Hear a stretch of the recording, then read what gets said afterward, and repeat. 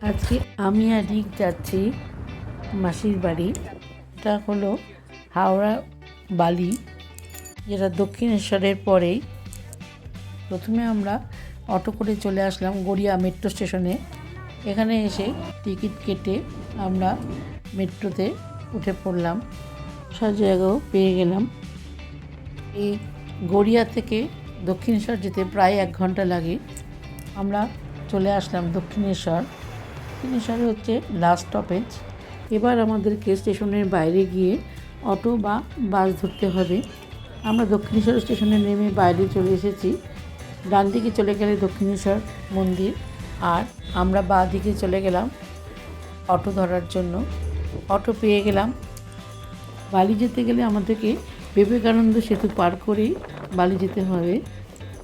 এটাকে আমরা বালি ব্রিজও বলি। এখন আবার আরেকটা সেতু তৈরি হয়েছে, এটাকে বলে দ্বিতীয় বিবেকানন্দ সেতু। আমার আসলে মামার বাড়িও বালিতে, তাই আমরা ছোট থেকে এই ব্রিজের উপর দিয়েই যাতায়াত করেছি। এই ব্রিজের উপর দিয়ে হাঁটতে হাঁটতে আমরা দক্ষিণেশ্বরের মন্দিরেও এসেছি। এই করতে করতে আমরা মাসির বাড়ি চলে আসলাম। মাসির বাড়ির সামনে আবার নতুন একটা অ্যাপার্টমেন্ট হয়েছে, এই জন্য জায়গাটা একটু বেশ ভালো লাগছে। চলে আসলাম বাড়ির সামনে। মিশো এসে দেখলাম পুজো করছে। বলে মাসির বাড়িতে এখন কেউই নেই। মাসিও কোভিডের সময় মারা গেছে। আর বাড়িতে আরও মাসির ভাসুর যা সবাই ছিল, তারাও এখন এখানে থাকে না। বাড়িটা খুবই ফাঁকা। ছেলে ব্যাংকে চাকরি করে, অফিস থেকে আসলো, তারপরে রাতে খাওয়া দাওয়া শুরু হলো। সে অনেক কিছুর আয়োজন করেছিল, সেগুলো সবাইকে ভাগ করে দিলাম। আসলে মাসি না থাকাতে মেশোকেই সব কিছু করতে হয়।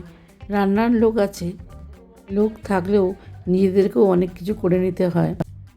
খুবই খারাপ লাগে বাড়িটা গেলে। তারপর আমরা সবাই মিলে খাওয়া দাওয়া করলাম। বাড়িতে আসলে মাসির কথা খুব মনে পড়ে। কি আর করা যাবে, তাও আমরা মেশোর কাছেই আসি। তারপর পরের দিন সকালবেলায় ঘুম থেকে উঠে স্নান টান সেরে নিলাম। নিয়ে মাসির ঘরে এসে মাসিকে প্রণাম করে, এদিকে আমার দাদু দিদার ফটো আছে, সেখানেও প্রণাম করে বেলুড় যাব বলে আমরা রেডি হলাম। পর মেশো আবার কচুরি আর মিষ্টি নিয়ে আসলো। খেয়ে নিয়ে আমরা বেলুড় মঠ যাব বলে বেরিয়ে পড়লাম। মাসির বাড়ি ঘোরা হয়ে গেল। আমরা রাস্তায় বেরিয়েই টোটো পেয়ে গেলাম। টোটো করে আমরা বেলুড় মঠ যাচ্ছি। এর পরের ভিডিওতে আপনাদেরকে বেলুড় মঠ যাওয়া শেয়ার করব।